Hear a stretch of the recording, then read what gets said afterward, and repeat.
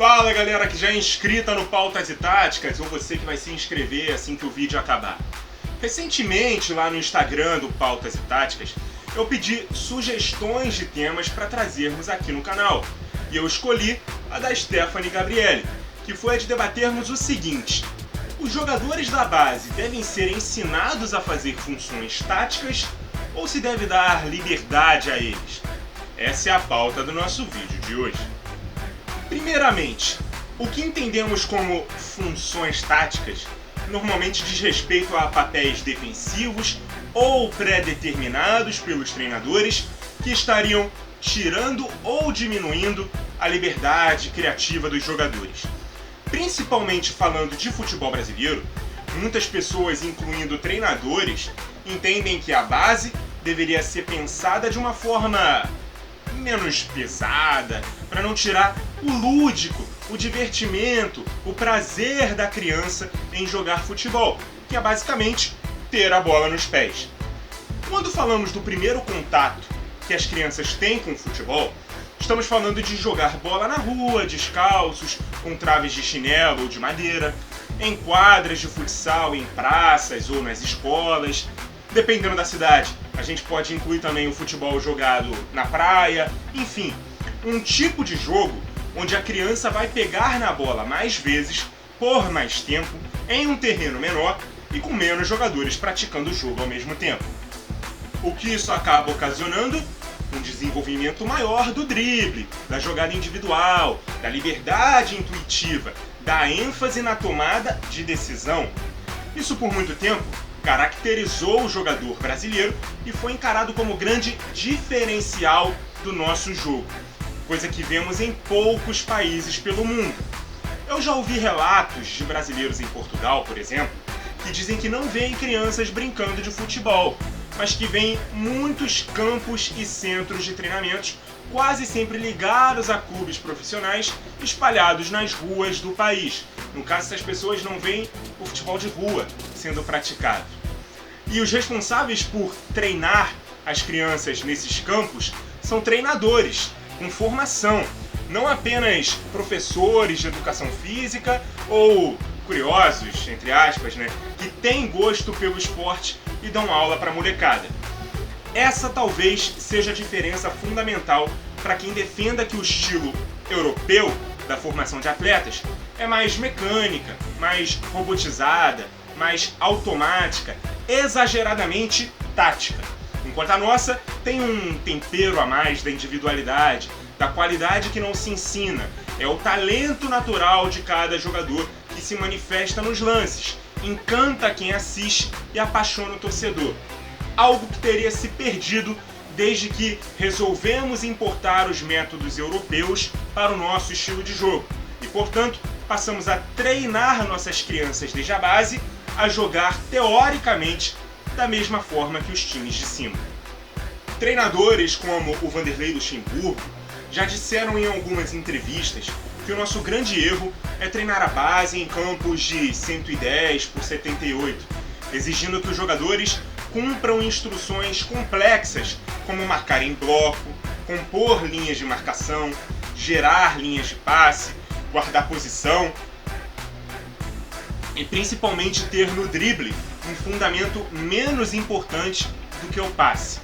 O Lucha, por exemplo, já declarou que entende que crianças até 12 anos devem jogar soltas em campo, sem a interferência do técnico, ditando o que ela deve, o que não deve fazer. O jogo deve, até essa idade, ser encarado como uma grande brincadeira. Isso é claro na visão dele, para que a gente não perca o talento que o jogador desenvolveu nos seus primeiros contatos com a bola, ainda nos seus primeiros treinos dentro de uma categoria de base. Em parte, o Lucha tem sua razão. Em parte. Mas aí observamos, por exemplo, os jogadores como Neymar, Lucas Moura, Vinícius Júnior, Rodrigo, Luiz Henrique, David Neres, Antony, Estevão, todos jogadores brasileiros formados durante essa era moderna do jogo, onde em tese teríamos matado o drible, o talento individual. Então, como esses caras conseguiram ter espaço e destaque nos times de cima? A verdade é que há um equívoco e um exagero gigante nesse tipo de análise que o Luxemburgo, por exemplo, faz. O que difere um jogador das categorias de base de um clube para uma criança que joga na rua não é só o talento individual que ela tem, mas sim os treinos que elas fazem para aprender a praticar o futebol profissional e suas demandas. Quanto mais tempo a criança demora para assimilar as necessidades do jogo, mais difícil vai ser tirar dela os vícios que elas chegam vindo de um futebol amador ou menos responsável com os resultados. Claro que é importante que elas se divirtam jogando.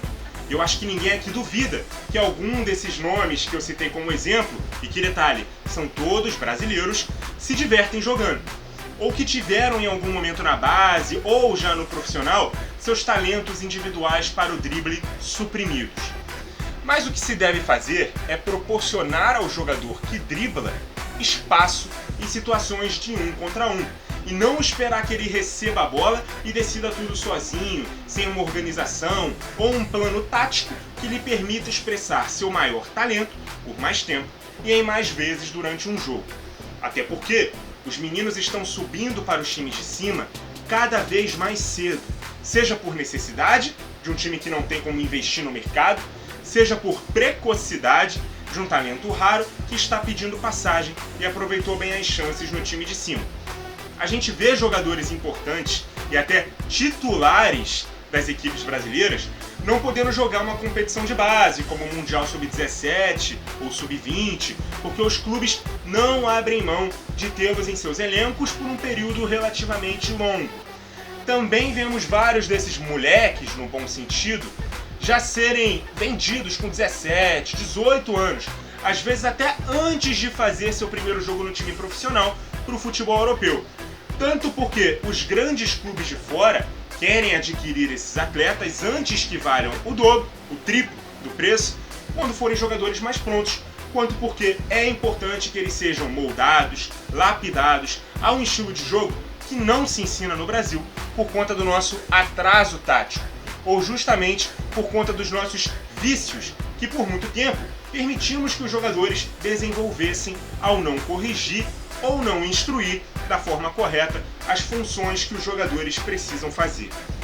Eu também observo muitas críticas sobre o nosso abandono da formação de jogadores em posições como segundo atacante, meia atacante, porque em tese esse tipo de jogador não interessa ao mercado europeu.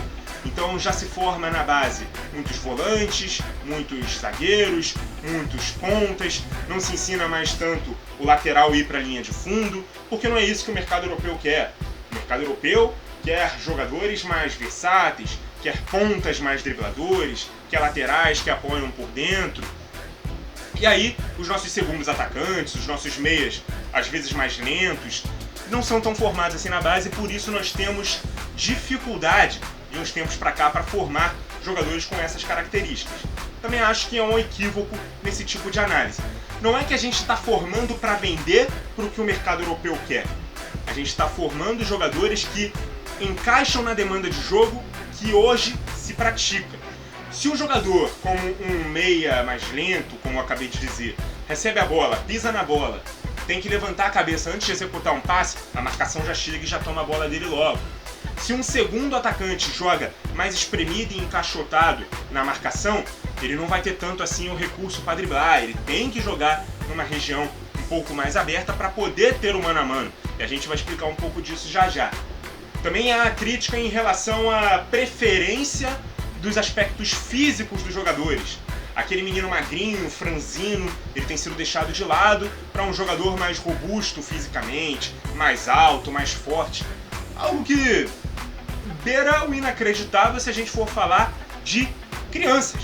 Crianças que vão se desenvolver, vão crescer, vão ficar mais fortes com o passar dos anos, com um trabalho físico maior, até porque não dá para se fazer esse trabalho tão cedo na carreira, com 12, 13 anos, que é a idade, talvez até mais cedo, né, com 6, 7, que esses meninos entram nos clubes, são pinçados ali nas peneiras, nos primeiros testes que eles fazem antes de entrar para uma categoria de base. Então essa preocupação com o abandono tático de algo que nos caracterizou nos anos 90, nos anos 2000, e também com esse aspecto físico, que é exageradamente colocado em pauta toda vez que o assunto categoria de base é debatido, parece um tanto quanto equivocado.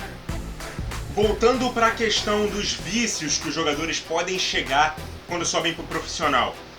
O ex-técnico Emerson Leão disse uma vez que quando ele esteve no comando do São Paulo, o Lucas Moura, antes de seguir para o futebol europeu, não gostava de cumprir comandos mais defensivos, como cercar os avanços do lateral adversário ou compor a segunda linha de 4 no meio-campo.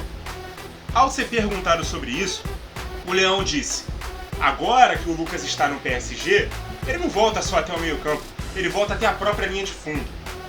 Isso pode dizer respeito tanto a uma predisposição maior do jogador em querer buscar o seu espaço cumprindo funções defensivas também, quanto da rebeldia desse jovem que nunca foi ensinado a fazer isso na base. Sobe com uma certa moral para o time de cima e se nega a seguir tal instrução de um treinador porque ouviu a vida inteira que ele era um craque e craque não marca, que quem decide jogo não precisa voltar para a defesa, que atacante é pago para fazer gol, como o Romário dizia na época dele. Inclusive, comparar os craques do passado com os jogadores do presente é uma coisa que a gente costumeiramente faz. A gente sempre usa Romário e Ronaldo como exemplos de centroavantes que, além de artilheiros, eram muito habilidosos, que recebiam a bola no meio-campo e faziam fila na defesa adversária. Temos que levar em consideração a evolução do jogo ao longo dos anos e a diferença do futebol praticado em cada época. Quando Ronaldo e Romário recebiam a bola no meio-campo nos anos 90 e 2000, os setores eram mais espaçados, a marcação era mais individualizada, os defensores vinham um de cada vez dar o bote e eram superados pelo talento dos jogadores brasileiros para driblar. E se hoje o Ronaldo ou o Romário recebessem a bola no meio-campo, provavelmente teriam pela frente 8, 9, até 10 jogadores formando linhas de marcação atrás da linha da bola. Jogadores designados a dar o bote, tendo a cobertura de um terceiro por trás, ou em caso de derrota pessoal na marcação, ele, no caso dele sofrer o drible, vai ter um jogador imediatamente posicionado no setor que ele deixou. Além da compactação desses jogadores, diminuindo o espaço entre a linha dos defensores e dos meio-campistas. Enfim, seria muito mais difícil para Romário, para Ronaldo, mesmo sendo muito talentosos, jogarem um futebol de espaços mais curtos hoje, da mesma forma que jogavam nos anos 90, nos anos 2000. Como hoje em dia esses espaços são abertos, por exemplo? Com os dribladores sendo colocados na amplitude do campo, a fim de atraírem a marcação individual dos laterais, que por sua vez se posicionam mais longe dos zagueiros, e por isso são colocados em situação de 1 contra 1, onde a cobertura está longe, o espaço nas costas do marcador fica maior, e ainda há a possibilidade do passe na infiltração de um companheiro por dentro. Esse tipo de coisa pode e deve ser ensinada na base. Vamos ver como exemplo um jovem jogador muito precoce, que não é brasileiro, mas tem no drible a sua principal virtude. O espanhol Lamine Yamal, do Barcelona, que completou 17 anos na véspera da final da Euro. Um ponta rápido, com muito talento para o drible, que foi forjado em La Masia, berço do jogo posicional, e de um estilo enraizado no Barcelona, em que o passe, as triangulações, as movimentações intensas dos jogadores, gerando a opção de jogada curta o tempo todo, contrastam com a função dele, de guardar a posição, colado à linha lateral, para que quando acionado esteja sempre o mais desmarcado possível. Outra situação que pode acontecer é quando um time gera uma aproximação em um setor específico, mas mantém o ponta driblador do lado oposto, aberto, para que numa inversão ele receba a bola com mais liberdade. Tudo isso é tática. E acho que ninguém diz que o Yamal não se diverte em campo, ou que ele tem seu talento suprimido, ou que não cumpre funções específicas, inclusive defensivas. Vimos durante a Euro, por exemplo, que além de subir para pressionar alto, o Yamal, assim como o outro ponta, o Nico Williams, também tinham que recuar para a segunda linha de 4 no meio campo. O 4-2-3-1 defendia no 4-4-2, até porque no futebol moderno o jogador pega em média na bola 1,5 minutos por jogo, às vezes 2 minutos no máximo. Portanto, é mais importante o que ele faz durante os outros 88 minutos, que ele não porta a bola nos pés. Esteja ele ou o time dele com a posse ou o adversário. Então isso é tudo mais importante do que os 2 minutos que ele tem a bola no seu controle individual. É isso que se pensa quando se forma jogador hoje em dia. Então, quando você prorroga o tipo de treino que o Luxemburgo sugeriu, em campo reduzido, em dimensões menores, times com menos jogadores e nenhuma instrução tática, você faz com que o seu jogador tenha mais dificuldades para assimilar as demandas de um jogo em que mais gente participa, em que mais metros são jogados e que ele precisa fazer mais coisas sem a bola do que com a posse, seja durante a fase ofensiva do seu time ou na fase defensiva. Isso porque a gente nem entrou na questão das funções táticas que outros jogadores de outras posições precisam fazer. Os goleiros, que têm que estar atentos no momento de saída do gol para desacelerar um contra-ataque, ou mesmo participar de um momento ofensivo trabalhando com os pés. Os zagueiros, que precisam ser mais rápidos e ter mais qualidade no passe, tanto para a saída de bola quanto para armar o time a partir do meio de campo. Os laterais, que não só atacam a linha de fundo e cruzam com tempo para voltar, porque não haviam pontas nas costas deles, preparados para, na recuperação da bola, atacar o espaço que esses laterais deixam, sendo assim necessário que eles guardem posição na primeira linha ou apoiem por dentro para que façam diagonais mais curtas na recomposição. Os volantes, que não podem ser só aqueles desarmadores, cobridores de avanços de laterais, e sim bons construtores de jogo, infiltradores de espaço, fazendo com que o meio-campista moderno seja cada vez menos só defensivo ou ofensivo, mas que trabalhe com qualidade nas duas fases de jogo.